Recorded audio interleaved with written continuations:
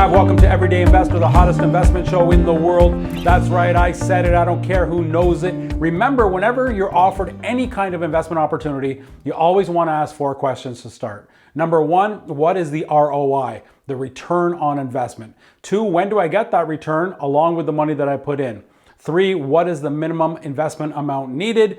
And 4, what is the risk, the worst case scenario? Super excited about this show. We're going to be talking about investing in commercial real estate. My good friend Jesse Fragale is on the show. The Italian stallion, Rocky Belt. No, just kidding. Jesse is an expert when it comes to investing in commercial real estate. Don't go anywhere. We'll be right back. Hey, it's Rav. Welcome back to the Everyday Investor. We're talking to my friend Jesse, and we're talking about how we can grow our money investing in commercial real estate. Remember, we take our time, our precious time, we go to work so that we can make money, and then we can provide for our families and self and all that kind of good stuff. But imagine a world, instead of taking our time to work for money to provide, imagine if money could make you money to provide, so you could work a little less and have more time for the things that matter most, spending it with family and friends, while you can investing. Specifically today, we're going to be talking about investing in commercial real estate. Jesse, thank you so much for being on the show with me. Hey, Rav, it's a pleasure. How you doing? I'm doing great, man. You know, I've seen a few of your videos and appreciate you educating people, you know, and how you can make money in commercial real estate. You know, in the 16 years that we've been doing the show, rarely do I bring on somebody to talk about commercial real estate, because the whole premise of Everyday Investor is just that everyday people can learn from everyday people. And you know, sometimes when you try to explain commercial real estate, it can be daunting. I definitely don't do a good job at it. I want the show to be for the high school senior student. I mean, every episode needs to be understandable. It needs to have simplicity. And so when I was watching a few of your videos, you do just that. Very relatable. So I'm super excited to have you. Talk to me a little bit about commercial real estate and what does that mean compared to the conventional residential real estate? Yeah, for sure. Well, thanks again for having me on. And I like to break things down just like yourself, keep them simple. And what I like to think when I think of commercial real estate is the 4 major food groups. And that would be retail, industrial, multifamily or multifamily residential, and lastly, office. And within those 4 food groups, you have different variations of asset classes. So for instance, with retail, you'll have hoteling, hospitality in there. With industrial, you might have, you know, garages, automotive, you might have warehousing, as you see with, you know, Amazon buying up space. But really like to keep it simple. The 4 major food groups, like I said, and, you know, you want an acronym for that, call it REMO: retail, industrial, multifamily, and office. And one caveat on the multifamily side is this one kind of straddles people's understanding of what's commercial versus residential. These are those big apartment buildings that we all see on our commutes to work. And really what makes them commercial technically is that they're not a single family house. They're not a duplex. They're not a triplex. They're not a quad.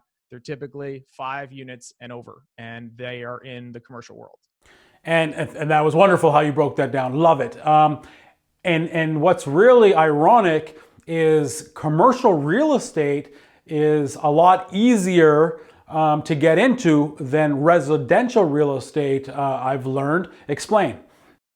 Sure. So residential real estate, most people are familiar with, usually when you go to get approved, you go to a bank for a mortgage, you see if you have enough of a down payment. And what does the bank do? They look at what's something called either a gross debt service or a total debt service. You'll hear terms GDS and TDS. And really what that just means is they're looking at how much of your income is going towards servicing the debt, the mortgage.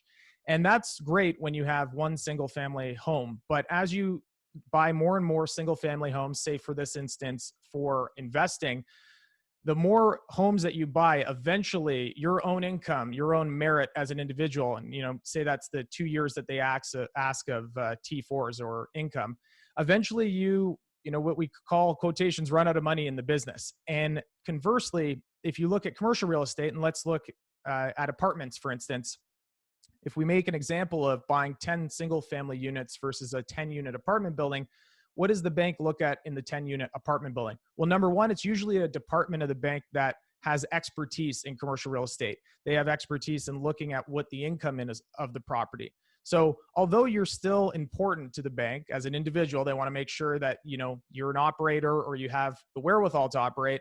They really rely on the income, the profit and loss statement of the building itself. And that oftentimes, once you've done it once, you start realizing how much easier it is to actually get debt for commercial real estate, in this case, an apartment building, as opposed to buying a bunch of single family or duplexes. When you say debt, you mean it's a lot easier for me to borrow money from the bank at a preferred rate because they're not looking at RAV and whether he, you know, returned, his VHS video on time. Really dating myself here. They're actually looking at the product. They're looking at the asset and they're saying, okay, with this 10plex, there's 10 rents coming in and it's going to be able to carry itself. Vacancy rates are low, so on and so forth. Here, Rav will lend you, so on and so forth. Now, how much are they lending me when it comes to commercial real estate? Meaning, what's my down payment in residential? I know it's, you know, generally 20% depending on where you're living. What is it in commercial real estate, Jesse? Yeah, so in commercial real estate, you know, leverage does play a part in the underwriting game because they want to make sure that you're not over leveraging yourself to buy commercial. Now, when you hear the vanilla answer to commercial real estate's down payment, you'll hear 35% thrown around a lot. Oftentimes, for most asset classes, for retail, industrial, and office, 35 is pretty standard as a minimum, if not more. The nice thing with apartment buildings and multifamily is that CMHC, Canadian Mortgage Housing Corporation, will actually insure, even though it is still in the world of commercial, it's also residential. And because it straddles that, CMHC's mandate says that they will insure on those type of products. And what that means is that you can get a down payment of less than 35%. It could be 25, 20. Oftentimes we've seen lower than 20%. With the caveat that because it is CMHC insured, you're going to have a little bit of a premium, but that premium that you pay for that insurance is going to be almost canceled out to a certain extent with a lower interest rate that you're going to have. CMHC, I think today we're sub 1.5%. So yeah, really at the end of the day, you can put a lower down payment. And the one thing I should mention is CMHC's their evaluation of your building is probably not going to be the market price of it. So it's probably going to be a little bit lower. So that 15% might really turn out to be 22%, but still, a lot less than 35%. So I hear you saying when it's multi-residential, you can maybe pay lower than 20% or in and around the 20% if you're getting it insured. Yes, you pay a premium, but you're also getting a preferred interest rate. So really, when it comes to investing in any kind, it's just really about the numbers, of course. Jesse, this is the first year in 16 years doing the show that I've pivoted and moved into a studio where I'm doing shows where my guests are remote, a little bit CNN style. What are you finding out there? Obviously not in a multi-residential, which makes it why it's such a great class to be in. But what, in terms of the others, the industrial, the office, the retail, in these days of COVID, what are you seeing there? I don't know much about it. My guess is, just like I did, we're kind of getting away from the bigger footprint, if you will, and going smaller. But give me your thoughts in general, just in terms of the four different, what do you call it? The asset classes or major food groups. Major food groups, yes. So talk a little bit about, briefly, how COVID has affected the four major food groups. I know it hasn't really affected the multifamily, but I'd love to get your wisdom there. Yeah, I mean, it's a great question. There's no doubt that COVID has had an effect on all areas of real estate, some more than others. Specifically, take it from, worst to best, if you want to put it that way. Retail has been hit pretty hard, as I'm sure most people that are listening or watching can imagine. A lot of storefront properties, a lot of retailers have gone out of business or have filed under CCAA, which is, kind of the first step to avoid bankruptcy in Canada. Number two, it would be probably office environment. The office environment, like you said, space needs are becoming less and less. Typically, if 150 square feet per person was the norm in Toronto, we think that it's going to slowly kind of reduce over time. It's an odd situation because you're reducing because of the less need for space, but oftentimes some companies are taking on more space, so we're farther away from each other. So that's office. Industrial has been a darling of commercial real estate. People are still purchasing. Amazon is still going gangbusters in warehousing, and a bunch of other companies. And then lastly, multifamily has been pretty steady, and that will remain to see what happens after CERB. Potentially they stop CERB and see what happens to the actual tenants being able to pay. But as of today, multifamily has still been kind of chugging along.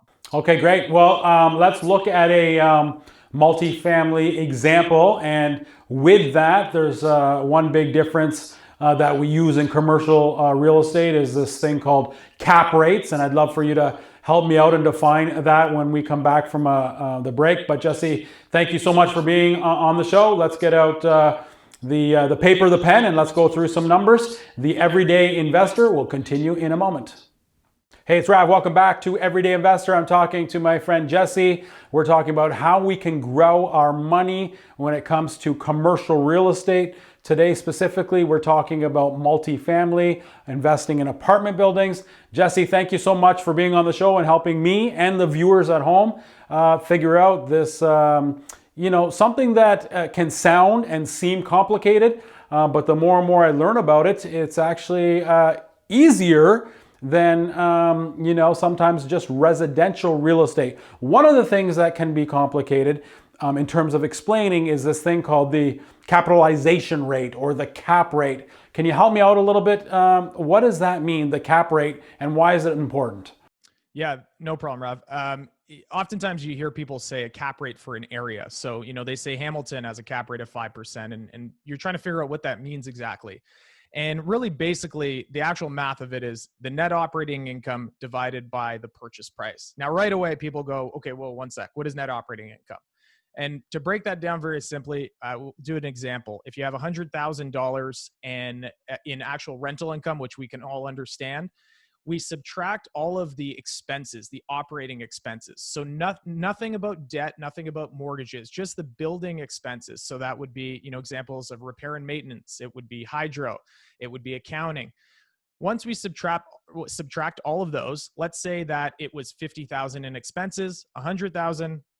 Take away $50,000, we're left with $50,000 of NOI, of net operating income. Now, for this example, if we say that the property sold for $1 million, 50,000 divided by $1 million, we have a 5% cap rate. Now, that is just one data point in an area.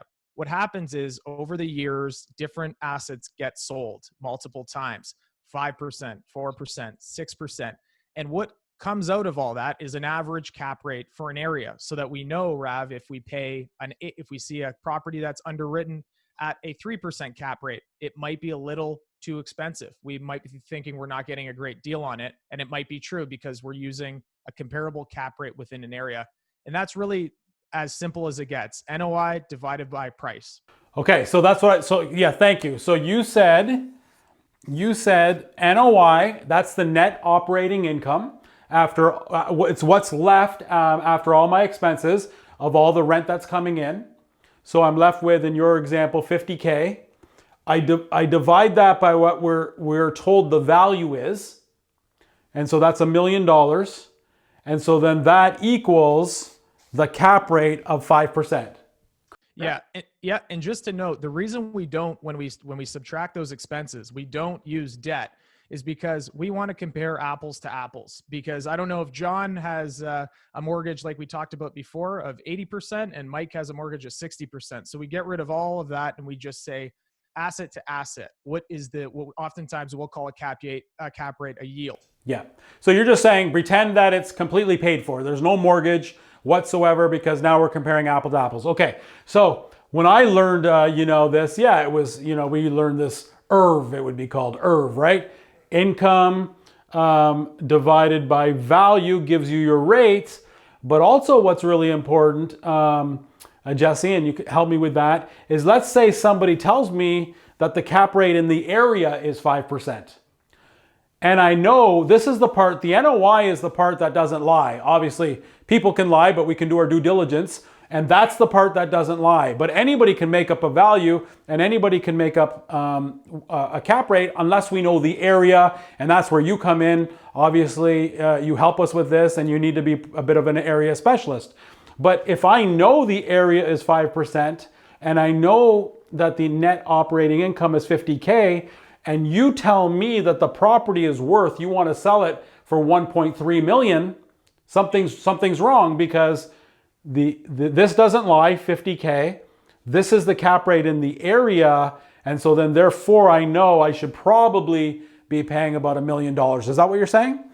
That's correct. And the first step of when you're underwriting the deal, for instance, you go to the broker, you go to the owner, let me see the rent roll, let me see, in due diligence, like you said, let's figure out what the NOI was last year. And then it's the inverse. Now you divide the NOI, but by what you think the cap rate is in the area, right? So now 50,000 divided by 5% spits out that million.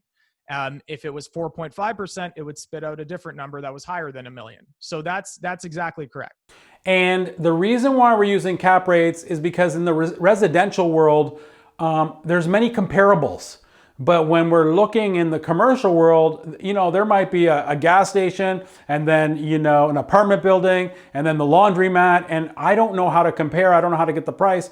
And so it's good. We can use a generalized a cap rate, and then that will allow me to see what I should be paying for this.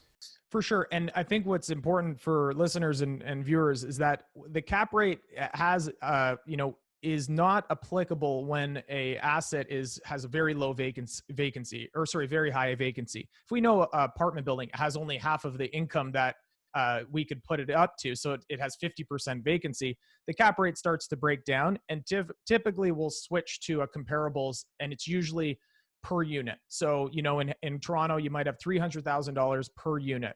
Then we'll shift, and the cap rate starts to be less useful for ourselves because we know that there's the income that it should have doesn't currently have. So what you'll see brokers do is they will assume that it's into a market vacancy that's normal, say 5%. So they'll input what the market is right now for the property, even though it's under rented. So that should be something that you keep in mind when you're using the metric. Jesse, you know what? I'm looking at you and saying this guy is not just a pretty face, and really appreciate your intellect. Let's not go through the specific deal. What I want to do is I want you to teach me and the viewers how we make money by adding value to an underperforming asset in the multifamily world using exactly this. So what we'll do is when we have income here, the income is the income, here's the value, and here's the rate. So let's take any area right now, Jesse, and give me what the cap rate is right now. Pick an area and tell me the cap rate. Okay, let's say we use like a geographical area. Yeah. Windsor, Ontario. Let's say we're in Windsor, and I don't know, cap rates in Windsor, let's call them 8%. Okay, so we're in Windsor, and the cap rate, and that might be a little bit confusing for people, and that's okay. That's why you're here. The higher, Rav as the investor, the higher the cap rate, the better. Yes. In terms of purchase price. Yeah, so they're inversely related. So the lower the cap rate, the higher the price of the asset. That's right. The higher the cap rate, the lower the price of the asset. The reason I hesitate when I say higher is because, yes, your yield will be higher, but Buffalo has a 22% cap rate. I would be cautious about investing in most areas in Buffalo. So that's why there's a balance of risk. As you know, the higher the cap rate, really what it's saying is that the higher potential return, and going hand in hand with that, potentially the higher risk. Yeah, no, my only point is sometimes, when you first look at something, it's the opposite, right? If downtown Toronto might be 3-4% cap rate, and if you can find something sitting around 5, then you've done well. And so you would think that, when I purchase, I want to purchase with a lower cap rate. No, it's the inverse, as you said. So we know in Windsor that the cap rate is 8%. Now, Jesse, talk to me about the wisdom of really looking for underperforming properties and define what that is, and then what we can do just by adding perhaps, $100 to $200 per unit. We divide that by the 8% and we see what it does to our value. Can you walk me through something like that? Yeah, absolutely. Let's make an assumption that right now the income on the property is $100,000, for instance. So in Windsor, we have the income, the NOI is $100,000. Now, let's say, for instance, it's a 20 unit building. So we are able to add $100 per unit. So that's $2,000 per unit that we're able to add in income. Okay, so sorry. So $2,000 for the whole building. So yeah, so 20 unit, and we're going to add per month $100 per unit, which is pretty. And the way you're going to do that is you're going to put some money into it for renovations, but you're increasing the rent. And so the net per unit, we can now charge $100 more. That's what you're saying? That's what I'm saying. So that, and oftentimes sometimes you don't even need to put in the amount of renovations that you think you do. Oftentimes they're just older tenants, not older by age, but just legacy tenants that are paying under market. Now, as you know, in Canada, it's a little different. It's not like the States where, your lease ends, you could just kick a tenant out. You have to work with tenants and you can only raise as the guideline suggests. But let's use that example. $2,000 monthly, you've now increased the property you're building, which is $24,000 annually. Okay, so the way you did that is you did $100 times 20 units times 24, or 12. Yeah. Times 12. So now I've increased the income, the net operating income, by $24,000. Exactly. Now, this is where sometimes you lose people, is that, what did we talk about before? We talked about value, and value is dividing that 8% by the NOI. Now, what was the increase we just did? We just added $24,000 to NOI. So now if you divide that $24,000 by that 8% cap rate, that equals $300,000 of new value that we just added by that rental increase. And that's why people love what you just suggested. And this is on a 20-unit apartment building. What happens if this was 50 units? What happens if I had 2 or 3 of them and I just increased the rent by a measly $100? That's all we did here, was increase this 20-plex by $100. The cap rate happened to be 8%, but I increased that value by $300,000.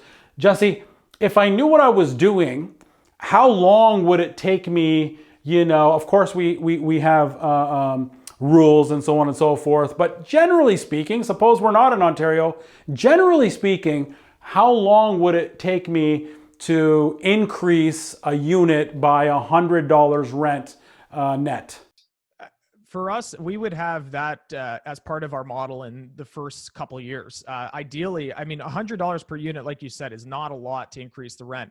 And oftentimes what you're starting to see more and more in areas with more rent control policies is oftentimes landlords will go to tenants and ask them if they would be willing to vacate at an agreed upon price. So maybe that's $4,000, $5,000, because the landlord knows that $5,000 will pale in comparison to the longer term value that it will add to the building.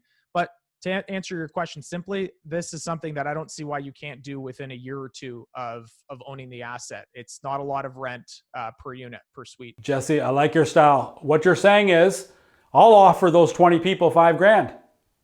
It's $100,000.